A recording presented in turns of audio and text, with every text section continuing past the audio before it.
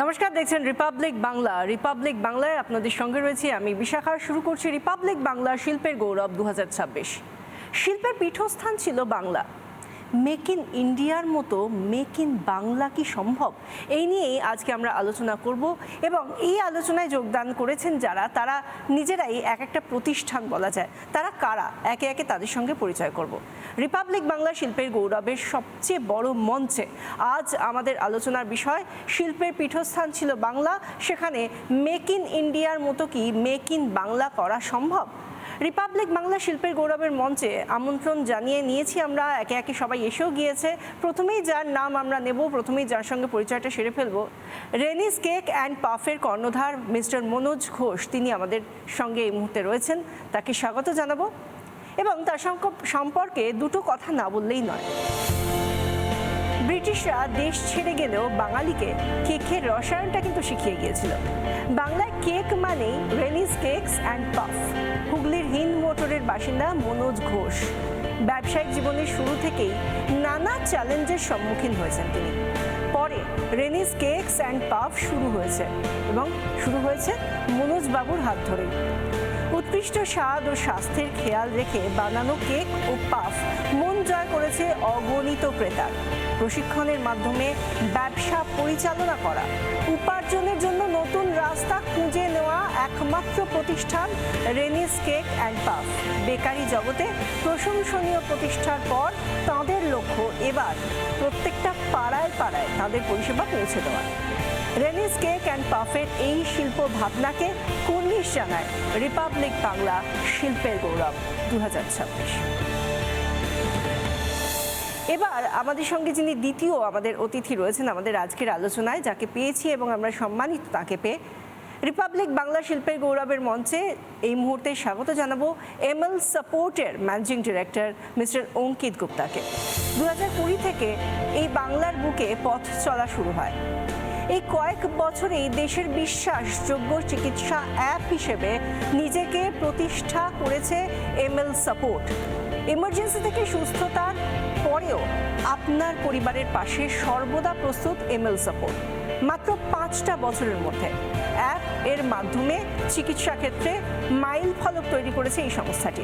Lab test থেকে শুরু করে অনলাইন ওষুধ, চিকিৎসা ক্ষেত্রে প্রতি পদে মানুষের সঙ্গী হয়ে রয়েছে এমএল সাপোর্ট অ্যাপ। বিশ্বাস ও ভরসার উপর প্রতিষ্ঠিত এমএল হেলথ কেয়ার কর্মসংস্থান গড়ে তুলেছে। এমএল সাপোর্টের কাজকে সম্মান জানায় রিপাবলিক বাংলা শিল্পের গৌরব।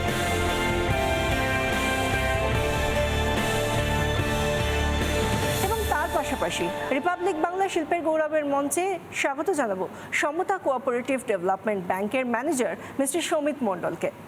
স্বপ্ন ছোট হোক বা বড়, পূরণ করার দায়িত্ব সমতার। এই বিশ্বাসের উপর নির্ভর করে 30 বছরের বেশি সময় ধরে মানুষের স্বপ্ন করে চলেছে সমতা কোঅপারেটিভ ডেভেলপমেন্ট ব্যাংক। মানুষের স্বপ্নকে বাস্তবের মাটিতে নিয়ে এসে বাস্তবায়িত করে চলেছে তারা। বিশ্বাসের সঙ্গে বেড়ে চলেছে গ্রাহকের সংখ্যাও। সল্টলেক ও অন্যান্য 5টি শাখায় তারা নিয়ে এসেছে উন্নত ব্যাংকিং পরিষেবা। সমতা কোঅপারেটিভ ডেভেলপমেন্ট ব্যাংকের এই উদ্যোগকে কুর্নিশ জানায় রিপাবলিক বাংলা শিল্পের গৌরব।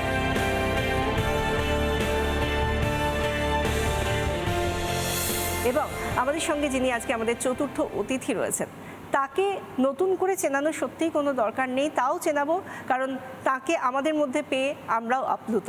রিপাবলিক বাংলা শিল্পের গৌরবের মঞ্চে আমরা স্বাগত জানাবো অ্যালেন ল্যাবরেটরিজের ফাউন্ডার চেয়ারম্যান ডক্টর জিপি সরকারকে। চিকিৎসা বিজ্ঞানের পাশাপাশি জীবনের ক্ষেত্রেও নজির গড়েছেন গৌরবপদ সরকার। 1981 সালে গড়ে তোলেন অ্যালেন ল্যাবরেটরি প্রাইভেট লিমিটেড। হোমিওপ্যাথির পাশাপাশি আয়ুর্বেদ চিকিৎসার ক্ষেত্রেও নজির গড়েছে অ্যালেন ল্যাবরেটরিজ লিমিটেড। রোগের একেবারে গোড়ায় গিয়ে তার সমাধানের উপায় বের করেন ডক্টর জিপি সরকার। জীবনযুদ্ধের মতোই যে কোনো চ্যালেঞ্জ গ্রহণ করে তার সমাধান বের করেছেন ডক্টর জিপি সরকার। 1995 সাল, সেই সময় হোমিওপ্যাথি ওষুধ নির্মাণের জন্য বিশেষ সম্মান পান তিনি। 1996 সালে কর্মবীর সম্মান পান জিপি সরকার। চিকিৎসা ক্ষেত্রে নতুন মাইল ফলক করেছে Allen laboratory private limited. Allen ল্যাবরেটরিজের তরফ থেকে তাদের যে কাজ, তাকে কুর্নিশ জানায় রিপাবলিক বাংলা শিল্পের গৌরব। আজকে আমরা যে আলোচনা করছি যে মেক ইন ইন্ডিয়া আমরা জানি, কিন্তু মেক ইন বাংলা কি সম্ভব, সেই নিয়ে আমরা একে একে কথা বলবো। আমাদের সঙ্গে যিনি রয়েছেন মনোজ ঘোষ, আগে তার সঙ্গে কথা বলবো। রেনিস কেক অ্যান্ড পাফ তার তরফ থেকে এসেছেন মনোজবাবু। মনোজবাবু, আপনাকে দিয়েই আমি শুরু করছি, যেহেতু আপনি এমন একটা বিষয় নিয়ে কাজ করছেন যেটা আমরা বাঙালি, প্রথমেই যেটা বললাম যে আমাদের খাদ্য তালিকায়, বাঙালির খাদ্য তালিকায় সব কিছুর মধ্যে, সব পদের মধ্যে কেক একটা আলাদা জায়গা করে নিয়েছে। আজকে আমি নতুন বাড়ির মানে গৃহপ্রবেশ থেকে শুরু করে জন্মদিন বা অন্য যে কোনো কিছুর মধ্যেই আমরা কেককে কিন্তু প্রাধান্য দিয়ে থাকি। সবার আগে আমরা ভেবে নিই কোথা থেকে কেকটা আসবে, কিন্তু এই কেক কি বাংলাকে বাণিজ্যে কোনোভাবে উদ্যোগপতিদের ক্ষেত্রে এগিয়ে নিয়ে যাওয়ার জন্য নতুন করে দিশা দেখাতে পারে? আপনার জার্নি সম্পর্কে জানবো এবং সেই সঙ্গে আপনার ভিশনটাও জানবো। নমস্কার সকলকে। প্রথমেই রেনিস কেকস অ্যান্ড পাফের পক্ষ থেকে রিপাবলিক বাংলার সমস্ত সদস্য এবং যারা দর্শক যারা দেখছেন তাদেরকে নতুন 2026-এর অনেক অনেক শুভেচ্ছা। যেটা আমরা সকলেই জানি, বাংলা সবসময় শিল্পের পীঠস্থান। তো সেই পীঠস্থানকে আমাদের বজায় রাখতে গেলে আমাদের প্রথমেই যেটা দরকার, শিল্পবান্ধব পরিবেশ। এই শিল্পবান্ধব পরিবেশ তৈরি করতে গেলে আমাদের সমস্ত রকম সহযোগিতা কেন্দ্র এবং রাজ্য সবাইকে নিয়েই একটা কাজ করতে হয়। তো সেই জায়গায় আমাদের এখনও কোনো জায়গায় কিছু কিছু অভাব অভিযোগ সবারই থাকে সবসময়, কিন্তু ওভারকামও করতে হচ্ছে। আর সহযোগিতাও কিছু আসছে, কিন্তু কোনোটা আগে কোনোটা পরে। তো এর জন্য একটা সলিউশন যেটা দরকার সেটা হচ্ছে সবাই যেন সবাইকে সহযোগিতা করে, সেটা প্রশাসন হোক, সরকার হোক, কি ব্যবসায়ী হোক, কি কর্মচারী হোক। তো সব মিলিয়ে যদি একটা ঠিকঠাকভাবে আমরা এগোতে পারি, তো আগামী দিনে আমরা শিল্পে বাংলার যে গৌরব সেটাকে ধরে রাখতে পারবো এবং বজায় রেখে আমরা আমাদের কাজ করে যেতে পারবো এবং কর্মসংস্থানের অনেক বেশি সুযোগ সুবিধা তৈরি করতে পারবো। যা তৈরি হয় কেক, কুকিজ, খাড়ি এবং অন্যান্য স্ন্যাক্স আইটেম, সেগুলো পুরোটাই মানুষ এর মধ্যে ইনভলভ, মেশিনারিজ অনেক কম। তো এগুলো হ্যান্ডমেড প্রোডাক্ট হয় ম্যাক্সিমাম। তাহলে এখানে কর্মসংস্থান আমরা অনেক বেশি জেনারেট করতে পারবো, সেটা একটা ভাবনা প্রথম থেকেই ছিল, সেটা হচ্ছে। ইতিমধ্যে আমরা হাওড়া, হুগলি এবং এদিকে বারাসাত, এদিকে কাকদ্বীপ পর্যন্ত আমাদের নতুন নতুন আউটলেট ওপেন হচ্ছে। এরপরে আগামী দিনে 2026-এ আমাদের লক্ষ্য যে 100টা আউটলেট আমরা সমস্ত জায়গায় যাতে যত তাড়াতাড়ি আমরা ওপেন করিয়ে ফেলতে পারি। তার ফলে এখানে যারা ব্যবসা করতে চাইছে তাদের জন্যে অনেক রকম প্রতিকূলতা থাকে, যে কিভাবে সাজাবো, কিভাবে করব, কোনোটাই কাউকে ভাবার দরকার হবে না। একটা মানে সলিউশন আমাদের থেকেই পুরোটা পেয়ে গেল, সেটা পুরো করিয়ে দেওয়া হলো। দু একটা ওখানে কর্মসংস্থান যদি ওখানে করিয়ে দেয়, তাহলে সেটা পুরোটাই সফটওয়্যারের মাধ্যমে পরিচালনা করা যাবে। আর শিল্পের ক্ষেত্রে যারা আছে, আমাদের ব্যবসায়িক এবং বা কর্মসংস্থান সৃষ্টি করার জন্যে আমাদের যে সরকারি যে আমাদের পরিকাঠামো, সেই পরিকাঠামো যেভাবে এখানে এখনও পর্যন্ত আছে, তাতে আরও একটু কিছু আমার মনে হয় পরিবর্তনের দরকার আছে, যেখানে সবাই আরও বেশি শিল্পে ইনভলভ হতে পারে, ব্যবসা করার জন্যে মানসিকতা তৈরি করতে পারে। সেটা সরকারের দেখার কাজ, সেটা সরকার নিশ্চয়ই করছেন। তো আমাদের পক্ষ থেকে আমরা অনেক মানুষকে কর্মসংস্থানের জায়গা এবং অনেককে ব্যবসায়ী তৈরি করা, সেটাকে কিভাবে আমরা বাস্তবায়িত করিয়ে দিতে পারি, সেটা আমাদের একটা প্রধান লক্ষ্য আছে। বেশ, মানে আপনি যেটা বলছেন যে আপনি আপনার তরফ থেকে, আপনাদের প্রতিষ্ঠানের তরফ থেকে কিভাবে বাংলাকে এগিয়ে নিয়ে যাওয়া যায়, বাংলার শিল্পকে এগিয়ে নিয়ে যাওয়া যায়, সেই কাজটা করছেন এবং আরও বৃহৎ আকারে করার একটা ভিশন আপনাদের রয়েছে, আপনার স্বপ্ন দেখছেন। খুব ভালো কথা। এর পাশাপাশি আমি এমএল সাপোর্টের ম্যানেজিং ডিরেক্টর অঙ্কিত গুপ্তার কাছে আসবো। আপনার কাছ থেকে জানতে চাইবো, দেখুন আপনি এমন একটা কাজ করছেন যেটা আগে এভাবে হয়ে ওঠেনি। একটা বিপ্লব এনেছেন যেখানে চিকিৎসা পরিষেবাকে হাতের মুঠোয় নিয়ে আসা, তাই না? একটা অ্যাপের মধ্যে দিয়ে আপনি চিকিৎসা পরিষেবা এবং তার একজন মানুষ সুস্থ হচ্ছেন, তারপর তার ফলো আপ সবটাই হয়ে যাচ্ছে। কি করলে বাংলায় আরও বেশি করে মানুষের কাছে পরিষেবা পাওয়া যাবে, সে কি এর জন্য আপনার কি ভাবনা রয়েছে? বাংলায় করা পসিবল নয় এমন কিছু নেই, সমস্ত কিছু পসিবল। বাংলা এমন একটা রাজ্য আমরা পেয়েছি, একটা দেশ চালানোর জন্য যেটা প্রয়োজন হয় সেটা বাংলায় আছে। যেমন যদি আমি দেখি, আজকে ইন্টারন্যাশনাল এয়ারপোর্ট ওয়েস্ট বেঙ্গল আছে, তিনটে বর্ডারের সাথে কানেক্টেড আছে ওয়েস্ট বেঙ্গল, নেপাল, ভুটান, বাংলাদেশ। প্লাস চা উৎপাদনে সবথেকে এগিয়ে, রাইস উৎপাদনে সবথেকে এগিয়ে। যদি আমি ট্যুরিস্ট প্লেস দেখি, আজকে আমাদের দার্জিলিং, দীঘা, যদি আমরা সিপোর্ট দেখি, দুখানা সিপোর্ট আছে আমাদের কাছে, ইন্টারন্যাশনালি আমরা কানেক্টেড। কিন্তু বাংলাতে একটা প্রবলেমস কি হয়, পাবলিক মাইন্ডসেটটা একটু জব ওরিয়েন্টেড। তাও কি, সেটা হচ্ছে গভর্নমেন্ট জব ওরিয়েন্টেড। সবাই ভাবে, আর সবথেকে বড় প্রবলেমস হচ্ছে কিছু প্যারেন্টসেরও। প্যারেন্টসরা কী ভাবছে, ছোট থেকে যখন একটা বাচ্চা ক্লাস 8 পাস করছে, ক্লাস 10 পাস করছে, উচ্চ মাধ্যমিক পাস করছে, তখন থেকে প্যারেন্টসের একটা বাচ্চার মেমোরিতে আসে, ভাই ভালো করে পড়াশোনা কর, কমসে কম সরকারি চাকরি একটা পেতে হবে। চাকরির মেন্টালিটি, একটা চাকরি জব মেন্টালিটি যেটা রয়েছে সেটা বাংলায় রয়েছে, এবং সবাই চাইছে গভর্নমেন্ট জবের দিকে। আমরা ইন্ডাস্ট্রিরা কী করছি, আমরা যারা বিজনেস করছি তারা ভালো এমপ্লয় পাচ্ছি না, আর এদিকে ওয়েস্ট বেঙ্গলে বেকার কম হচ্ছে না, জব নেই। তো এটাও একটা প্রবলেম। কোথাও কোথাও কোনো একটা জায়গায় গিয়ে এডুকেশন সিস্টেমটাও আমাদের কিন্তু কোথাও একটু প্রবলেমস আছে। যত ইয়াং জেনারেশন জেনজিরা আসছে, এদের মধ্যে কোয়ালিটি নেই। আর হেলথ কেয়ার নিয়ে আমার মনে হয় প্রচুর সচেতন হওয়ার দরকার আছে। যেমন আমরা যেটা করলাম, এমএল সাপোর্ট কেন স্টার্ট করলাম, এমএল সাপোর্ট স্টার্ট করার ক্ষেত্রে সবথেকে ফার্স্ট আমি আমার ফ্যামিলিকে নিয়ে প্রবলেম পড়েছিলাম। সেই প্রবলেম পড়ার পরে যখন এই প্রবলেমগুলো ফেস করলাম, তখন আমার মনে হলো কিনা হেলথ কেয়ারে অনেক বড় একটা গ্যাপ এবং প্রবলেমস আছে। যেমন কি, কোনো পাবলিকের কাছেই অ্যাম্বুলেন্সের ডিটেলস নেই, একদম থাকে না। In case of emergency position আমরা পাই না। প্রাইভেট হসপিটালের ক্ষেত্রে কিছু হসপিটালস ভালো কাজ করছে, কিছু হসপিটাল শুধুমাত্র বিজনেস করে যাচ্ছে। ট্রিটমেন্টের ওপর নলেজ নেই। যেমন কি আমরা যেটা করেছি এবং আমরা এখনও ওয়েস্ট বেঙ্গলে করে যাচ্ছি, রেগুলারলি করছি এবং এটা করতে থাকবো। যেমন এত স্কুল আছে, এত কলেজেস আছে, কোনো স্কুল কলেজে বাচ্চাদেরকে বছরে একটা বা দুটো দিনও তাদের ফার্স্ট এডের উপর কোনো নলেজ দেওয়া হয় না। কি বাড়িতে যদি কেউ অসুস্থ হয়, তো সেক্ষেত্রে সে কী করবে বা একটা বাচ্চার কী দায়িত্ব বা বাচ্চা কী করতে পারে ফার্স্ট এডের ক্ষেত্রে, এই নলেজটাও দেওয়া হয় না। তাদের একটা ফার্স্ট এড ট্রেনিং আমরা করাচ্ছি যাতে বাচ্চারাও অ্যাওয়ারনেস হতে পারে। তো এমএল সাপোর্ট যেটা করছে সেটা হচ্ছে হেলথ কেয়ারের টোটাল সলিউশন দিচ্ছে। যদি কোনো পেশেন্ট ট্রিটমেন্ট হয়ে হসপিটাল থেকে বেরোচ্ছে, তাদের আমরা ফ্রি ডায়েট চার্ট, কন্টিনিউয়াস 2 দিন 3 দিন পর পর তাদের ফলো আপস, তারা যতদিন না রিকভার হচ্ছে তাদেরকে ও করা, তাদের ফলো আপ করে তাদেরকে রিকভার অবধি তাদের টাইম দেওয়া। এইভাবে এমএল সাপোর্ট কন্টিনিউয়াসলি সার্ভিস মানে দিচ্ছে। একটা মানুষকে শুধুমাত্র একবার তিনি অসুস্থ হলেন তারপর তাকে ঠিক করে দিলাম এটাই নয়, তারপরেও যাতে তিনি ভালো থাকেন সেই দিকে নজর রাখা। সেদিকে নজর এবং দিচ্ছে। আপনি যেটা বলছেন এই জায়গা থেকে আমি একটু সমিত স্যারের কাছে আসবো। সমিত মণ্ডল রয়েছেন আমাদের সঙ্গে সমতা কোঅপারেটিভ ব্যাংকের তরফ থেকে।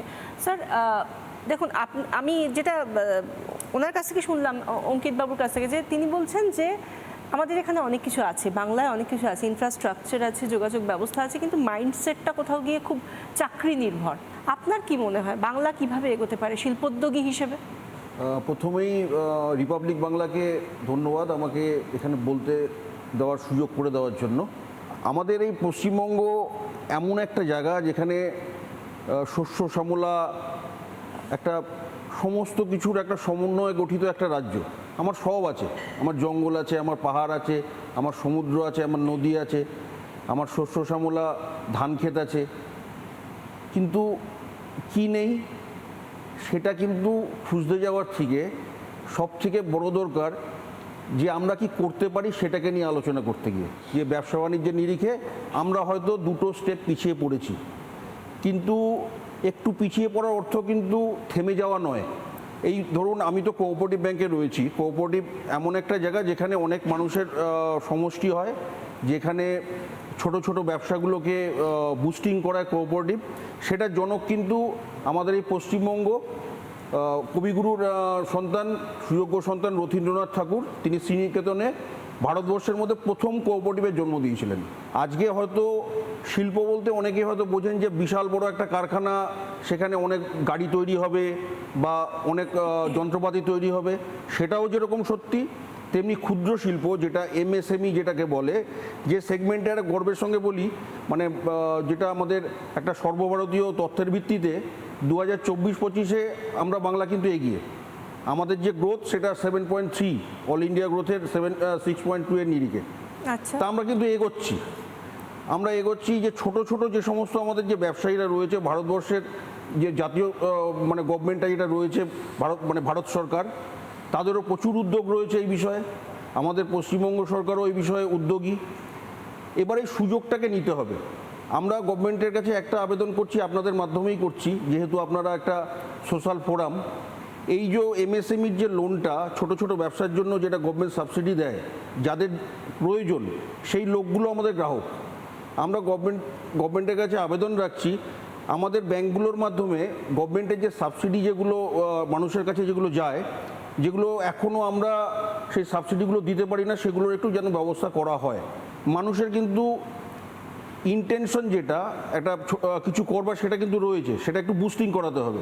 এই যেরকম পশ্চিমবঙ্গের সাহেব একটু আগে বললেন যে আমাদের 3টে বর্ডার, বেসিক্যালি আমাদের এই পশ্চিমবঙ্গ হচ্ছে গেটওয়ে অফ ইস্টার্ন ইন্ডিয়া, শুধু ইস্টার্ন ইন্ডিয়া না, ইস্টার্ন এশিয়া, 3টে দেশের বর্ডার আমাদের সঙ্গে সংযুক্ত। আমাদের আর একটা এটা বড় ব্যবসা যেটা মরিশাস, থাইল্যান্ড একটা ব্যবসায় ওরা প্রচুর টাকা ইনকাম করে, সেটা হচ্ছে ট্যুরিজম। আমাদের একটা হিউজ চান্স এখানে রয়েছে। ইউরোপ আমেরিকার মার্কেটে এখন ইকো ফ্রেন্ডলি যে সমস্ত গুডস যেগুলো রয়েছে সেগুলোর চাহিদা একটা ব্যাপক।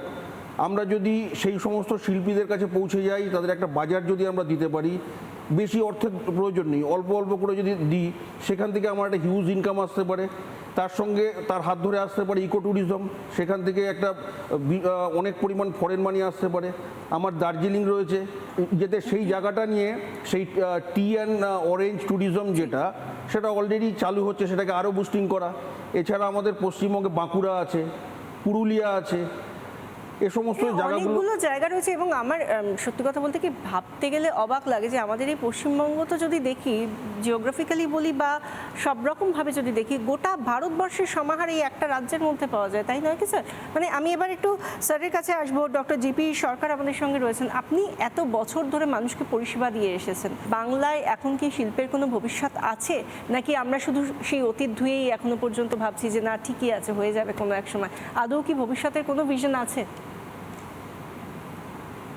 আমার মনে হচ্ছে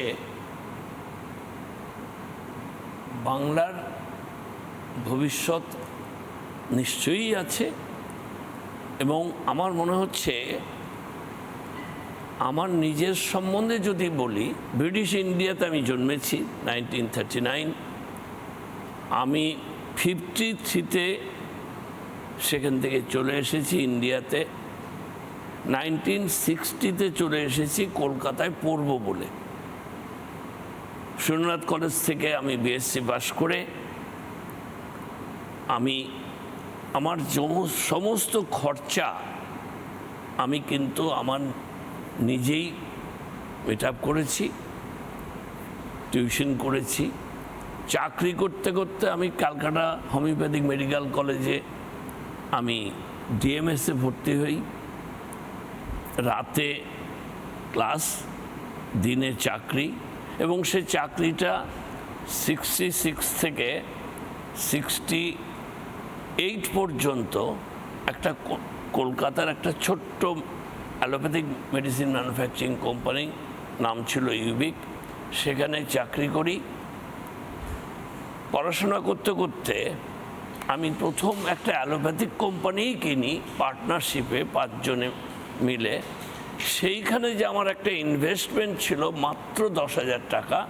এই শুরু অ্যালোপ্যাথিক মেডিসিন ম্যানুফ্যাকচারিং সিন্স 1969। 11 ফেব্রুয়ারি 1969 আমি জুপিটার কেমিক্যাল ওয়ার্কস কিনি।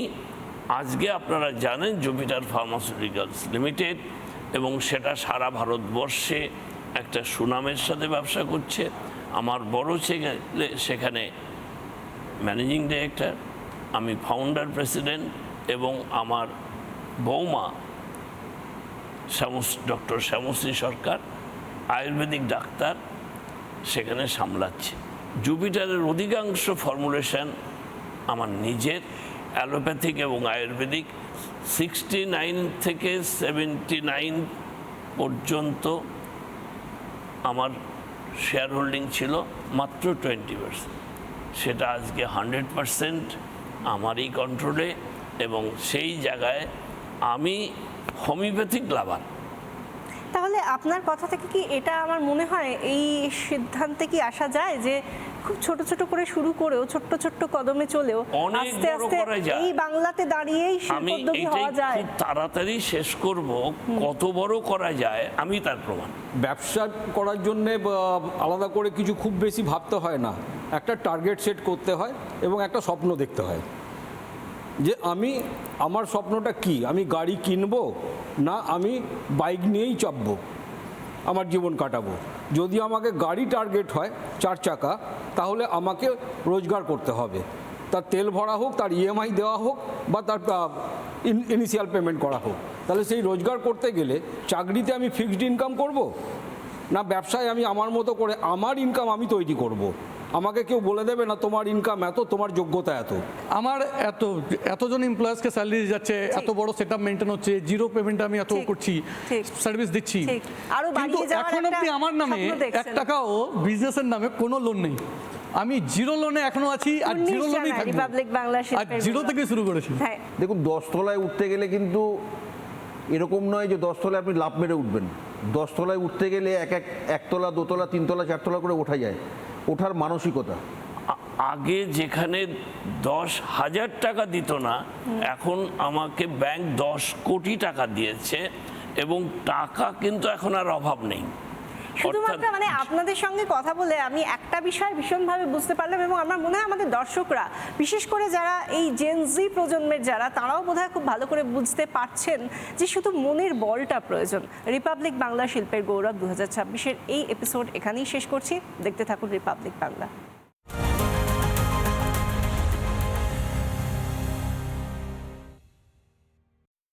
নানা ধরনের কন্টেন্ট দেখার জন্য লাইক করুন, শেয়ার করুন আমাদের ফেসবুক পেজ, সাবস্ক্রাইব করুন আমাদের ইউটিউব চ্যানেল। পাশাপাশি অন্যান্য ব্রেকিং নিউজের জন্য অবশ্যই চোখ রাখুন রিপাবলিক বাংলায়।